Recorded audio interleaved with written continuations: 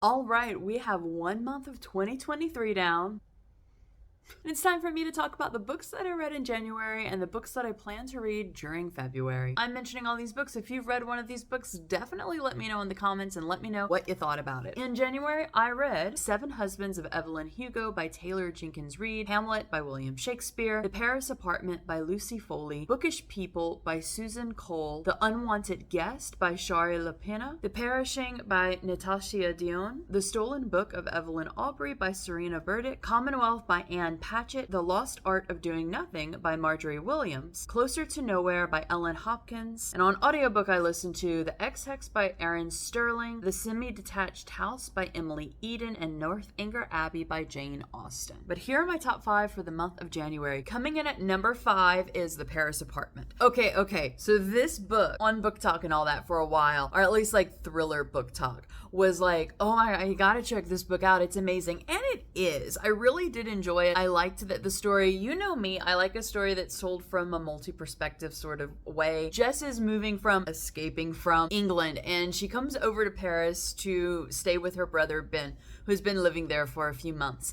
And whenever, like the day that she gets there, Ben doesn't answer her phone, and she gets let in by someone else in the apartment building. And she's found out, like over the course of the next few days, that her brother has mysteriously disappeared. And no one who lives in their apartment building, like everyone knew Ben, but nobody wants to talk about it at all. That's what the story is about. It's sort of like a whodunit, where is Ben sort of thing. Not really who done it, but like it eventually turns into like a who disappeared Ben. But like, where is Ben? What's the issue? So the story is told by Jess's like current point of view, but also by the other characters in flashbacks, like of things that happened leading up to the point of when Jess actually arrived. Really did like this book. I didn't rank it higher. Well, one, because I read better books than it, like in the month, but also I found it a little predictable. Not really predictable. Predictable's probably a bad word for it. But I found it like I figured out about halfway through the book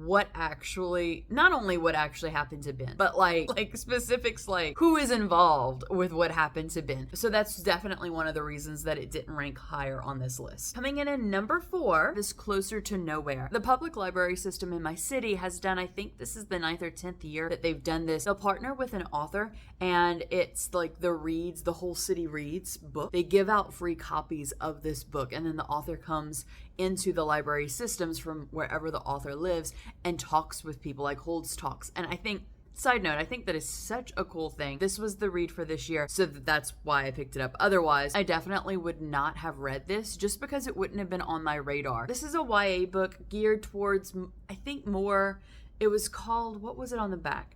They referenced this as the first middle age, I think is what it was referenced as, but like it's a middle school YA book. It is a story not told in a normal novel form, but rather told in poetry form. In this story, two cousins, Cal and Hannah, they're the same age, and Cal's mom recently died after a long bout with illness. So they've taken Cal into the family, and Cal's not really adjusting well. So it's really cool to see throughout these poems, both of those characters telling their stories, same story going on from different perspective in poetry format. Coming in at number 3 is yet another thriller that is one of my favorite genres, as you know. So The Unwanted Guest is coming in at number 3. And this was like an Agatha Christie worthy story. So locked room, or locked hotel rather, murder, all of these people. It almost reminded me of Clue, the movie, not the board game. It wasn't so much that like all of these people were invited and then like someone killed Mr. Body, but all of these strangers went to a hotel,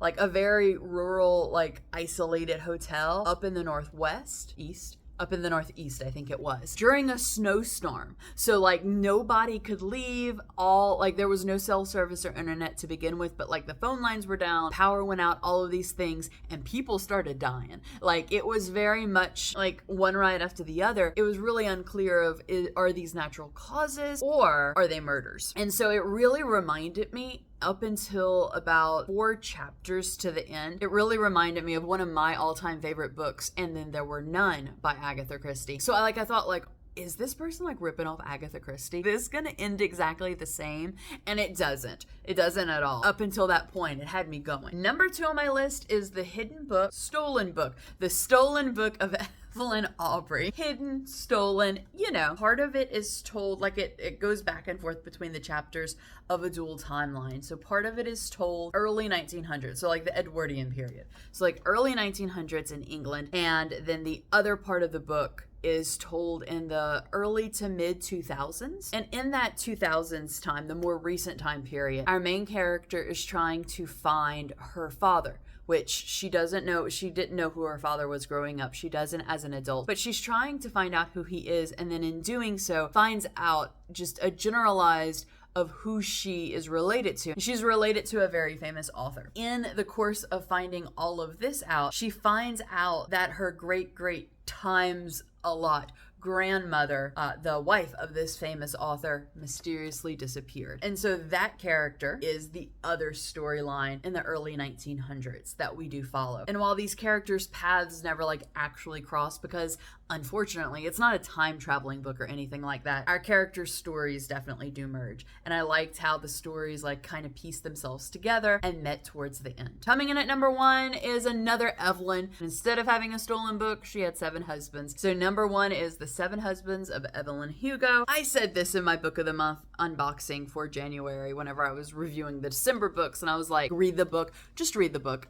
It's amazing. It just is. It's an amazing book. Mainly, and this is all I'm going to say because I feel like anything else would definitely spoil it. So there's this like old Hollywood actress who is getting up there in age, and she has been like very private, I guess you would say, about her life. Like the press always knew what she was up to, but like what was actually going on in all of the 7 marriages that she was involved in, she was very private about that, as you were back in that time period. Historically speaking, that was like a very accurate thing to do. So she decides that she wants to finally tell her story, and she chooses a fairly unknown journalist to do this. It's not in interview form, but the whole book is about this unknown journalist, Monique, I think it is, interviewing Evelyn for the article that she's been called on to write. All right, and if you missed January's video like this, I am trying out something new where I'm actually making a to be read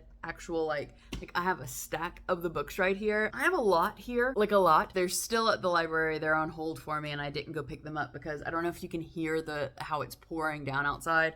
I wasn't about to drive all the way out to the library in the pouring down rain. So I have A Flicker in the Dark by Stacey Willingham, Black Cake by Charmaine Wilkerson, and I'm currently listening to Into the Wild by John Krakauer, I think is how his name is pronounced. I have What Lies in the Wood for Kate Alice Marshall, my book of the month for January. Fear, Essential Wisdom for Getting Through the Storm. Husband Material, this is the sequel to Boyfriend Material, which I read last year and really enjoyed, so I'm sure I'm going to enjoy this one. The Outsiders. Got a little bit of nonfiction going on with The Heirloom Gardener. Dead End Memories. Bell Jar. The Love Hypothesis, which I am currently reading in the morning. And the largest of them, The Lincoln Highway. And just like last time, let's see, I'm going to pull from my to be read jar of I'm going to dig down deep again, of one of the books in my apartment that I haven't read, one of the many books I haven't read in my apartment. Hopefully it's a smaller book. No clue where this book is. I'm going to go find it though. A Paris All Your Own. Not too thick of a book. I said that because I have like true bangers like Gone with the Wind and Les Mis in there. And I thought, with everything else I have to read, probably won't finish it all. But this is A Paris All Your Own. All right, so that is it for what I thought of last month's books, what I'm going to be reading this month. Hope you enjoyed February's book talk. Thank you so much for spending a little bit of your day with me. I hope that you have a wonderful rest of your day, and I'll see you in another video soon.